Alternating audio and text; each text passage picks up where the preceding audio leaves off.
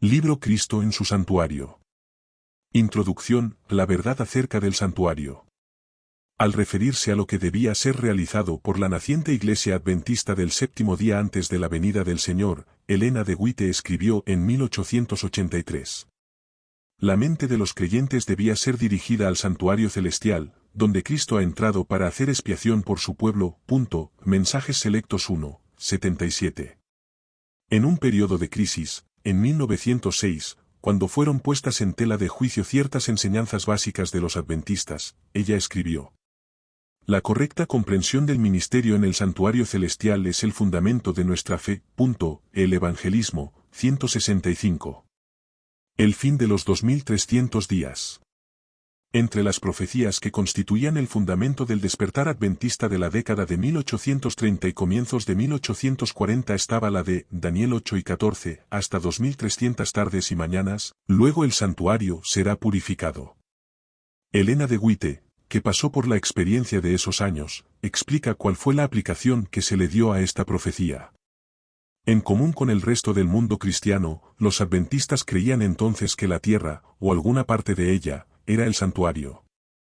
Entendían que la purificación del santuario era la purificación de la tierra por medio del fuego del último gran día, y que ello se verificaría en la segunda venida.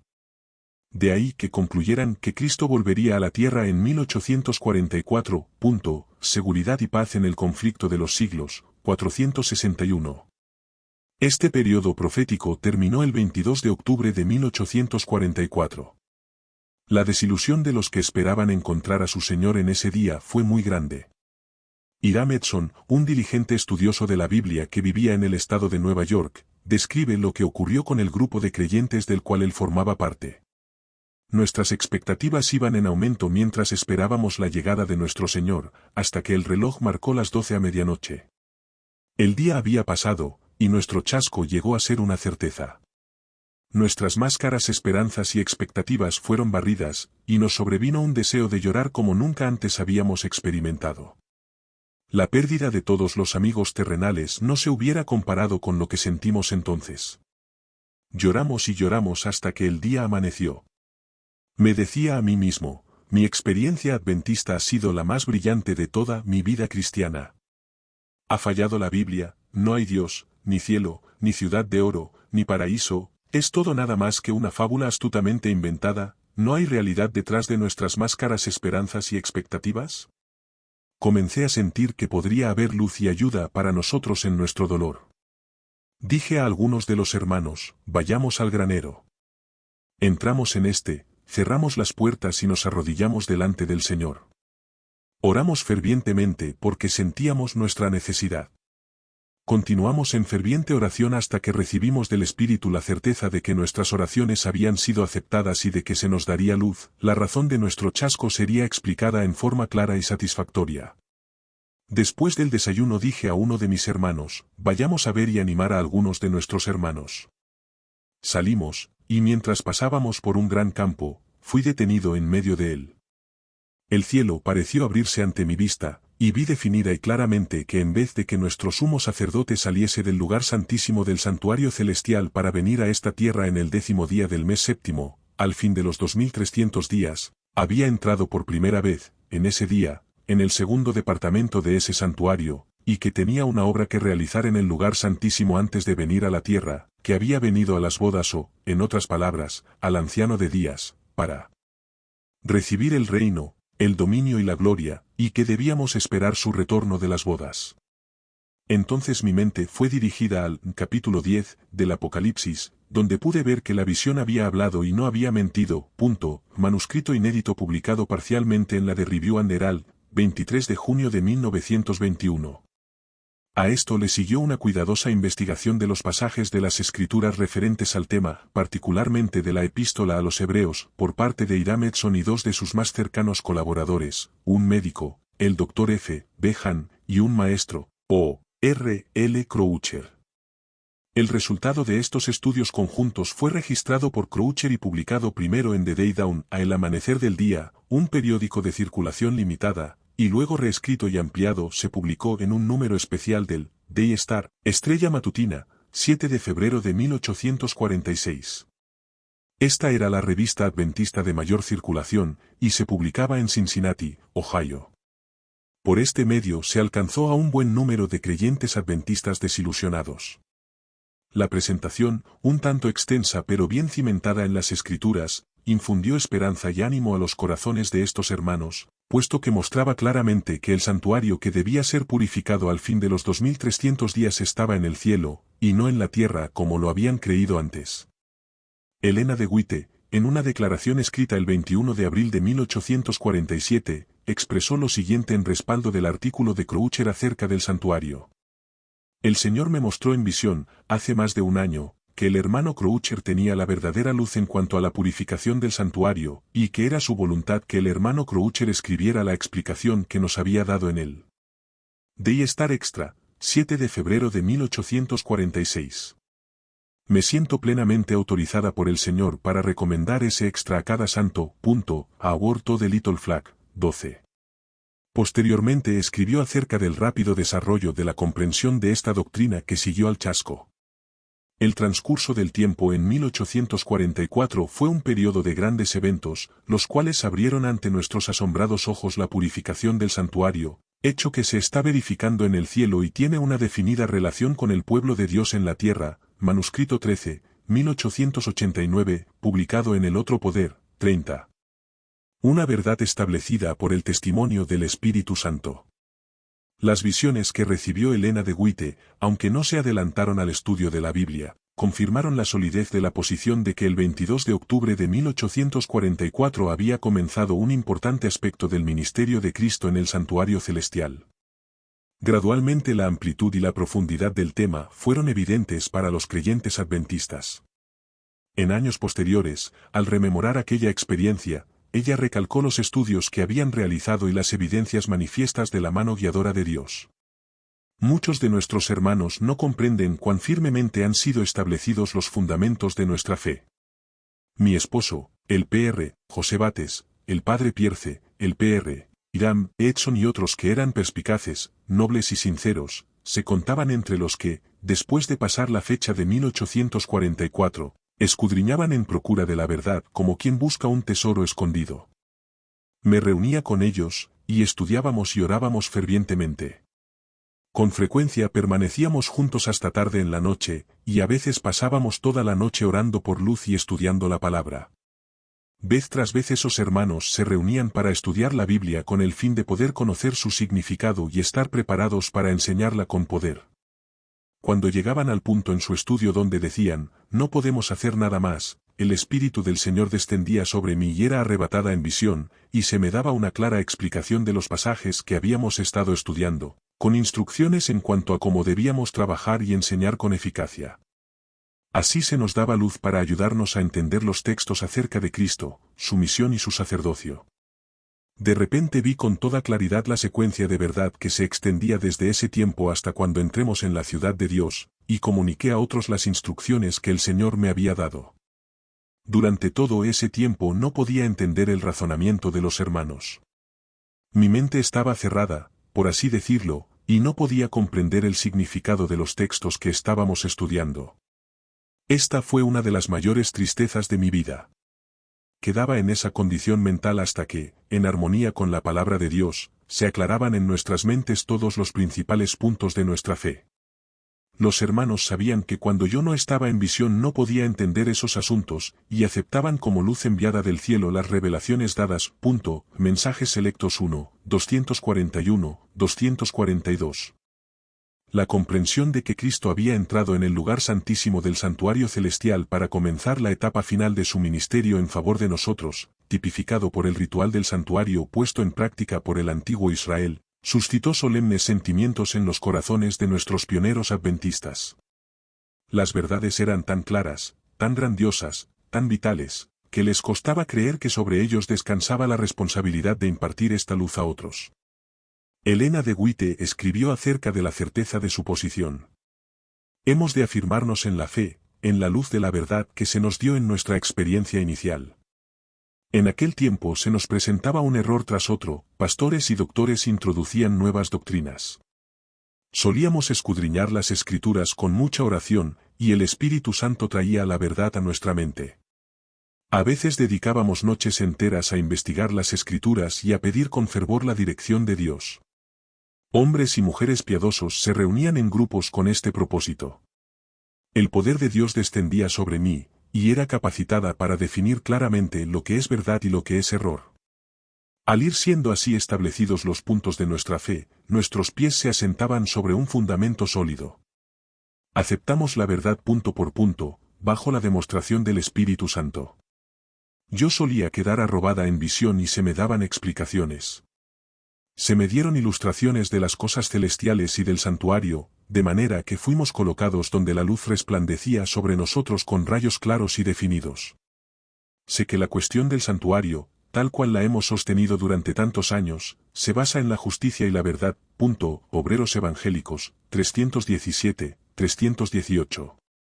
Los pioneros del movimiento vieron que la verdad del santuario era fundamental en relación con toda la estructura de la doctrina adventista.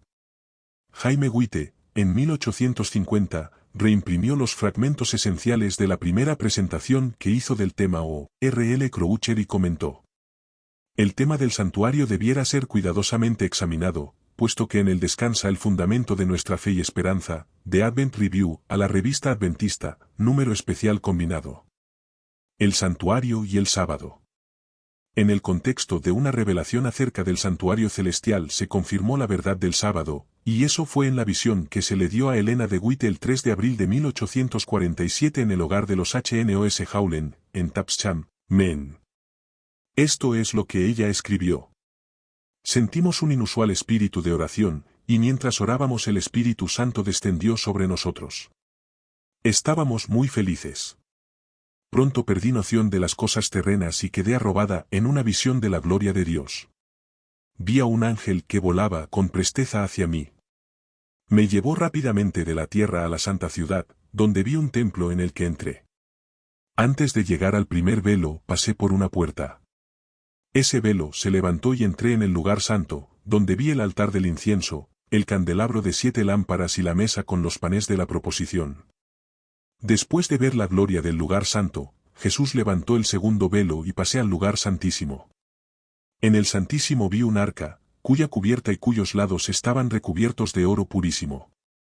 En cada extremo del arca había un hermoso querubín con sus alas extendidas sobre el arca. Sus rostros estaban frente a frente y miraban hacia abajo.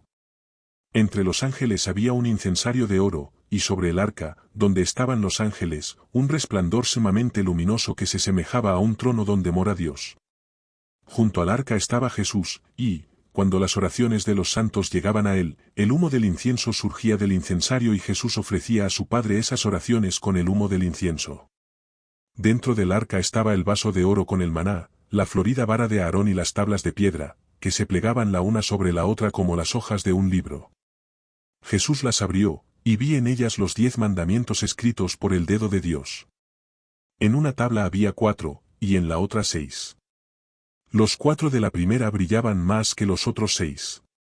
Pero el cuarto, el mandamiento del sábado, brillaba más que todos, porque el sábado fue puesto aparte para que se lo guardara en honor del santo nombre de Dios. El santo sábado resplandecía, lo circuía un nimbo de gloria. Vi que el mandamiento del sábado no estaba clavado en la cruz, pues de haberlo estado, también lo hubieran estado los otros 9, y tendríamos libertad para violarlos todos, así como el cuarto. Vi que, por ser Dios inmutable, no había cambiado el día de descanso. Primeros Escritos, 32-33. El ataque a la verdad del santuario. En el momento cuando algunos vieron claramente las demandas de la ley de Dios, y comenzaron a observar el sábado como día de reposo como ella lo requiere, encontraron una fuerte oposición.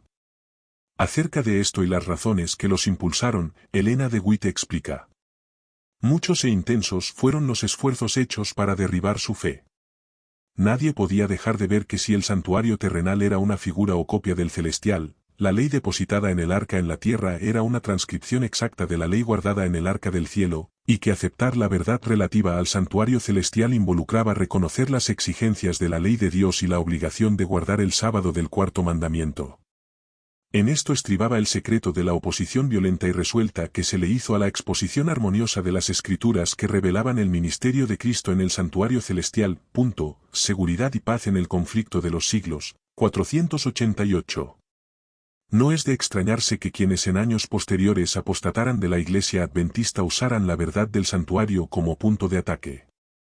Esto ocurrió con los Presnuk y Brinkerov, administradores de la Asociación de Iowa, que se apartaron de la Iglesia a mediados de 1860, y con D.M. Candat, pastor de influencia que dejó la Iglesia Adventista en 1887 para convertirse en su acerbo enemigo y crítico.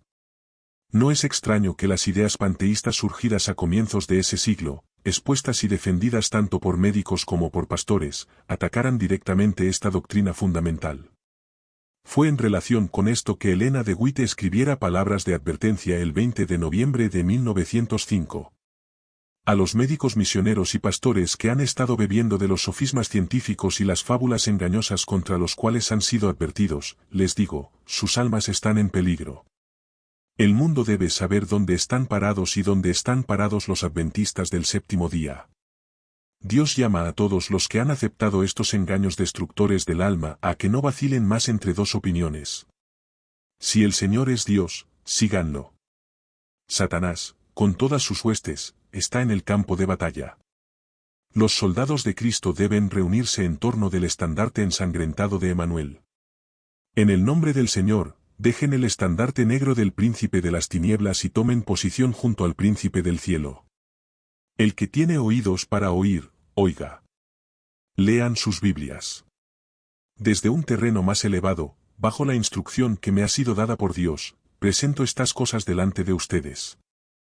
Está cercano el tiempo cuando los poderes engañosos de los instrumentos satánicos se desarrollarán plenamente. De un lado está Cristo, a quien le ha sido dado todo poder en el cielo y en la tierra. Del otro lado está Satanás, que ejerce constantemente su poder para seducir, para engañar con poderosos sofismas espiritualistas, para quitar a Dios del lugar que debiera ocupar en la mente de los hombres. Satanás se esfuerza constantemente por crear suposiciones fantásticas acerca del santuario, y degrada las maravillosas representaciones de Dios y el ministerio de Cristo para nuestra salvación en algo que satisfaga a la mente carnal. Elimina su poder rector del corazón de los creyentes, y pone en su lugar teorías fantásticas inventadas para invalidar las verdades de la expiación y destruir nuestra confianza en las doctrinas que hemos considerado sagradas desde que se dio el mensaje del tercer ángel por primera vez. De ese modo extirpa la fe en el mismo mensaje que ha hecho de nosotros un pueblo diferente y que le ha dado significado y poder a nuestra obra. Especial Testimonies a Testimonios Especiales, Serie B, 7 y 16, 17. Mientras se desarrollaba la crisis panteísta, Elena de Witte, que asistía a una sesión del Congreso de la Asociación General de 1905, expresó en palabras significativas para nosotros hoy. En el futuro surgirán engaños de toda clase, y necesitamos terreno sólido para nuestros pies. Necesitamos columnas sólidas para la edificación. Ni un alfiler ha de ser quitado de lo que el Señor ha establecido. El enemigo introducirá falsas teorías, tales como la doctrina de que no hay santuario. Este es uno de los puntos que inducirán a apartarse de la fe, donde podremos encontrar seguridad si no es en las verdades que el Señor nos ha estado dando en los últimos 50 años. El otro poder, 53. Elena de Witte declaró que las ideas panteístas, tan ardientemente defendidas por algunos, expulsarían a Dios e invalidarían la verdad del santuario. Especial Testimonies, Serie B, 7 y 16.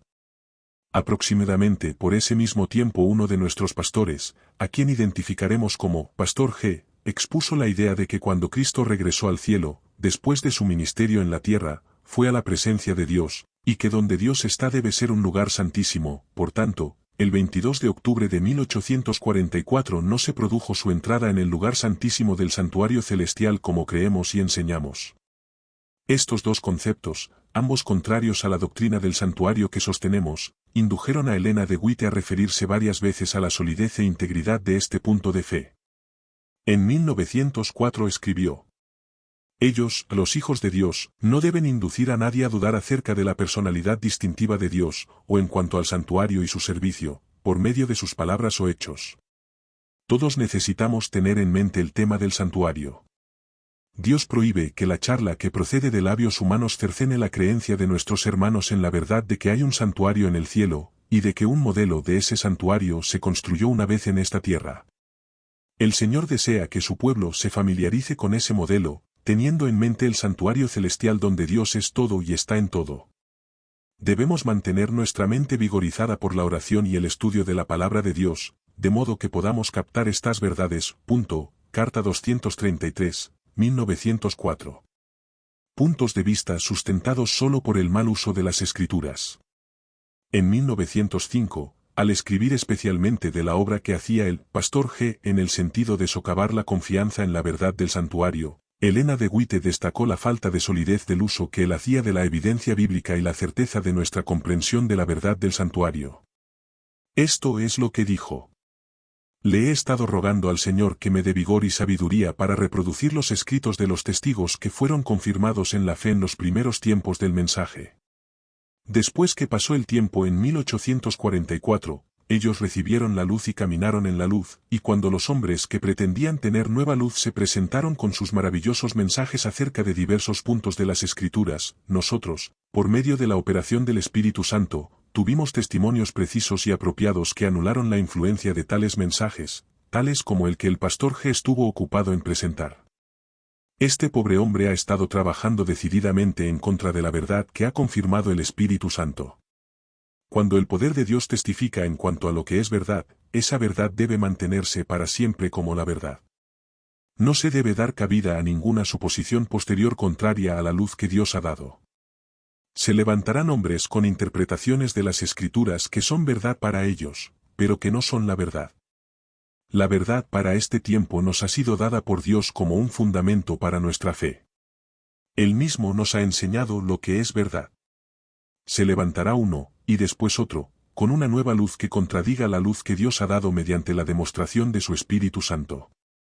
Todavía están vivos unos pocos de los que pasaron por la experiencia que logramos al establecer esta verdad. Dios ha preservado bondadosamente sus vidas para que repitan y repitan hasta el fin de sus días la experiencia por la cual pasaron, así como lo hizo el apóstol Juan hasta el fin de su vida. Y los portaestandartes que han fallecido hablarán mediante la reimpresión de sus escritos. Se me ha instruido en el sentido de que así se han de oír sus voces. Han de dar testimonio de lo que constituye la verdad para este tiempo.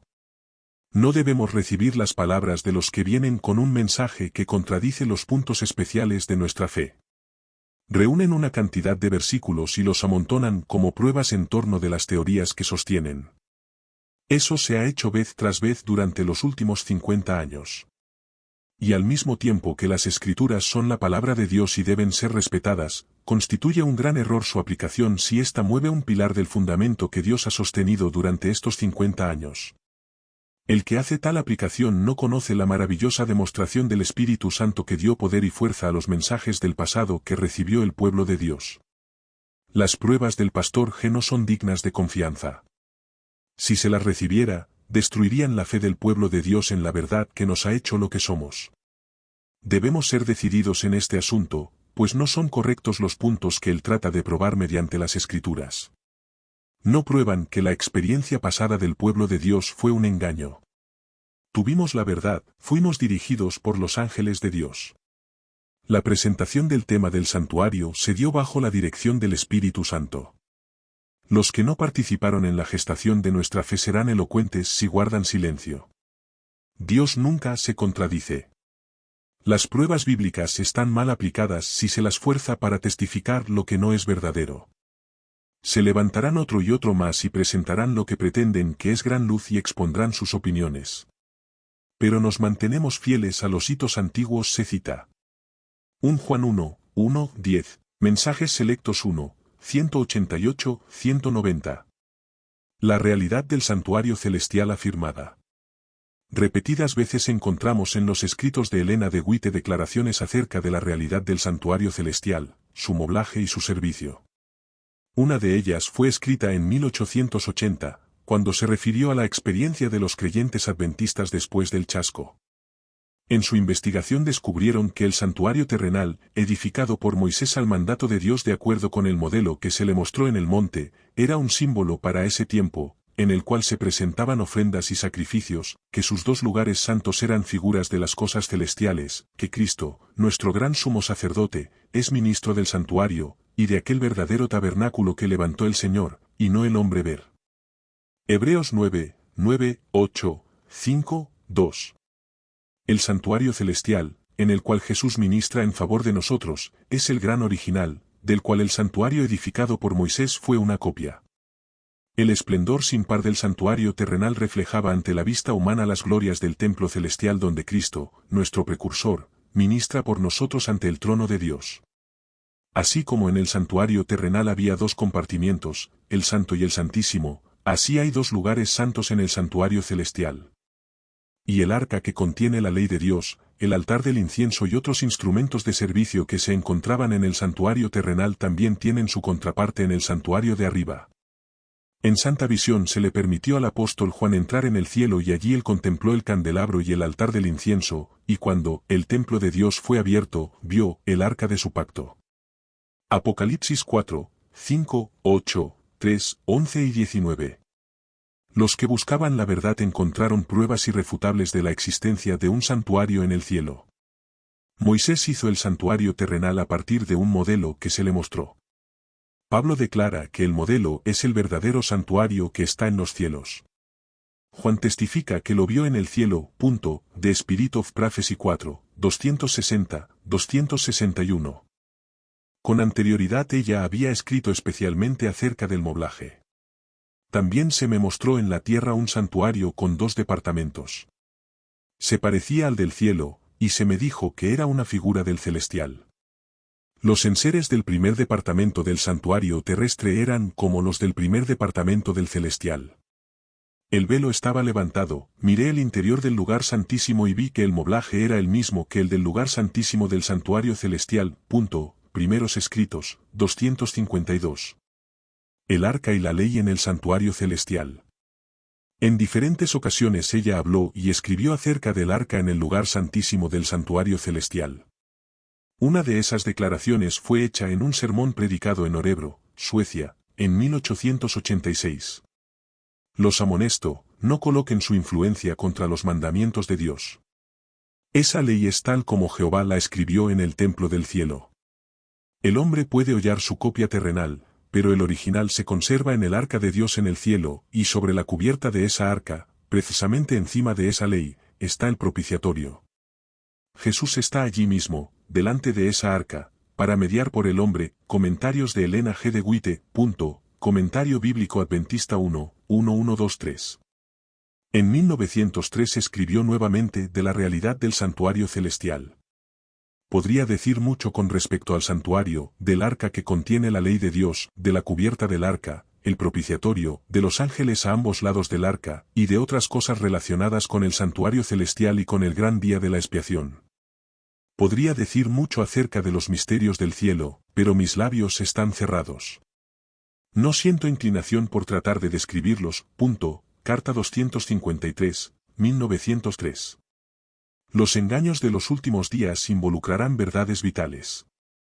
Es claro que nuestro adversario, Satanás, tratará de conmover la fe del pueblo de Dios en la doctrina del santuario en estos últimos días. Elena de Witte escribió: El Salvador predijo que en los últimos días aparecerían falsos profetas que arrastrarían a discípulos tras sí, y también que los que en ese tiempo de peligro debieran permanecer fieles a la verdad que está especificada en el libro del Apocalipsis, tendrían que enfrentarse con errores doctrinales tan sutiles que, de ser posible, engañarían a los mismos escogidos. Dios hará que todo sentimiento verdadero prevalezca. Satanás puede jugar hábilmente el juego de la vida con muchas almas, y actúa de la manera más disimulada y engañosa para arruinar la fe del pueblo de Dios y desanimarlo. Obra hoy como lo hizo en el cielo, para dividir al pueblo de Dios en la última etapa de la historia de esta tierra. Busca crear disensión, suscitar contención y discusión y quitar, si fuera posible, los antiguos hitos de verdad confiados al pueblo de Dios. Trata de que parezca como que el Señor se contradice a sí mismo. Cuando Satanás se presenta como ángel de luz, atrapa almas en sus redes, engañándolas. Hombres que pretenden haber sido enseñados por Dios adoptarán teorías falaces, y al enseñarlas adornarán de tal manera esas falacias que disimularán los engaños satánicos. De esa manera Satanás se introducirá como ángel de luz y tendrá la oportunidad de presentar sus amenas fábulas. Tendremos que enfrentar a esos falsos profetas. Se esforzarán por engañar a muchos, induciéndolos a aceptar falsas teorías. Muchos pasajes de las Escrituras serán tan mal aplicados que en apariencia esas teorías engañosas estarán basadas en las palabras que Dios ha hablado. Se apropiarán de la preciosa verdad para sostener y establecer el error. Esos falsos profetas, que pretenden ser enseñados por Dios, tomarán preciosos pasajes de las Escrituras que han sido dados para adornar la verdad, y los usarán como vestiduras de justicia para cubrir teorías falsas y peligrosas. Y aun algunos a quienes en tiempos pasados el Señor honró, se apartarán tanto de la verdad que defenderán teorías erróneas concernientes a muchos aspectos de la verdad, incluso la cuestión del santuario. Manuscrito 11, 1906, la cursiva, es nuestra. Pocas semanas después ella añadió estas palabras acerca de la importancia de la correcta comprensión de esta verdad. Sé que la cuestión del santuario, tal cual la hemos sostenido durante tantos años, está basada en la justicia y la verdad. El enemigo es quien desvía las mentes por caminos alternativos. Le agrada cuando los que conocen la verdad se dedican a coleccionar textos para amontonarlos en derredor de teorías erróneas que no tienen base en la verdad. Los pasajes de la Escritura así empleados están mal aplicados, no fueron dados para sostener el error sino para fortalecer la verdad. Obreros Evangélicos, 318. Con los ojos fijos en el santuario. En ningún momento debemos perder de vista la importante obra que se está haciendo en favor de nosotros en el santuario celestial. Se nos amonesta. Como pueblo, debemos ser estudiantes fervientes de la profecía, no debemos descansar hasta que entendamos claramente el tema del santuario, el cual está expuesto en las visiones de Daniel y de Juan. Este asunto arroja gran luz sobre nuestra posición y nuestra obra actual, y nos da una prueba irrefutable de que Dios nos ha dirigido en nuestra experiencia pasada. Explica nuestro chasco de 1844, mostrándonos que el santuario que debía ser purificado no era la tierra, como habíamos supuesto, sino que Cristo entró entonces en el lugar santísimo del santuario celestial y allí está realizando la obra final de su oficio sacerdotal, en cumplimiento de las palabras del ángel comunicadas al profeta Daniel, hasta 2300 tardes y mañanas, luego el santuario será purificado. Nuestra fe con referencia al mensaje de los ángeles primero, segundo y tercero era correcta. Los grandes hitos por los cuales hemos pasado son inamovibles. Aun cuando las huestes del infierno intenten derribarlos de sus fundamentos, y triunfar en el pensamiento de que han tenido éxito, no alcanzarán su objetivo. Esos pilares de verdad permanecen firmes como las montañas eternas, sin ser conmovidos por todos los esfuerzos de los hombres combinados con los de Satanás y su hueste.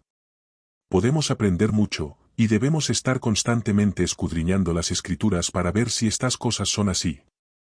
El pueblo de Dios ha de tener ahora sus ojos fijos en el santuario celestial, donde se está realizando el servicio final de nuestro gran sumo sacerdote en la obra del juicio, donde él está intercediendo por su pueblo. El Evangelismo, 166. Este libro, exceptuando unas pocas notas de pie de página y las preguntas de estudio que están al final de cada capítulo, los materiales presentados a continuación son exclusivamente de la pluma de Elena de White y consisten principalmente en capítulos de patriarcas y profetas y el conflicto de los siglos, con algunos materiales que los vinculan extraídos de varios otros escritos de Elena de White. En cada caso se da la fuente. Como la mayoría de los lectores debe tener a mano los libros de Elena de White, nos ha parecido innecesario aquí, donde la brevedad es deseable, incluir porciones de capítulos que no están directamente relacionados con el tema, Cristo en su santuario. Fideicomisarios de los escritos de Elena G. de White.